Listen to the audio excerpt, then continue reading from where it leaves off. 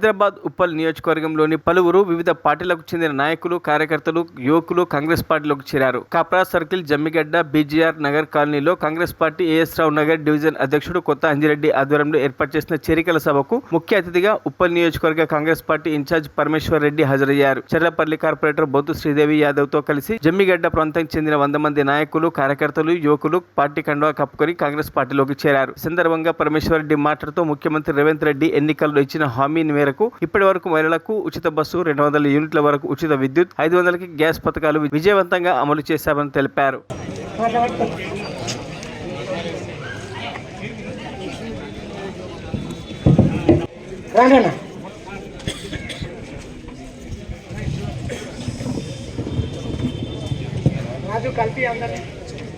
మాకు ముఖ్యమంత్రి తెలుసు, మరి మా ముఖ్యమంత్రి ఏమో అన్న, మరి మేమేం చెప్పుకోవాలి?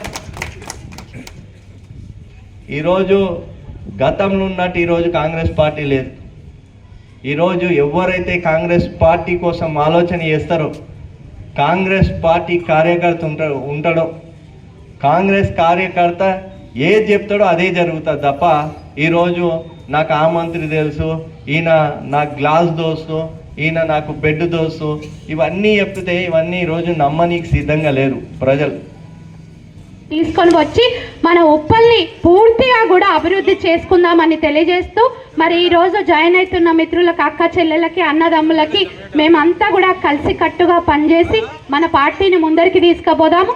రాబోయే ఎంపీ ఎలక్షన్లలో పార్టీ ఎవరినైతే క్యాండిడేట్గా డిక్లేర్ చేస్తుందో వారికి కట్టుబడిగా పనిచేస్తూ, అదేవిధంగా ముస్లిం మైనార్టీ పెద్దలు కూడా ఇక్కడ ఉన్నారు. సో ఇన్నేళ్లుగా ఎదురు చూస్తున్న రిజర్వేషన్ మరి 12% అన్నారు, అది సపోర్ట్ లేదు, సల్లేదు. మరి 4% రిజర్వేషన్ అమలు చేస్తానని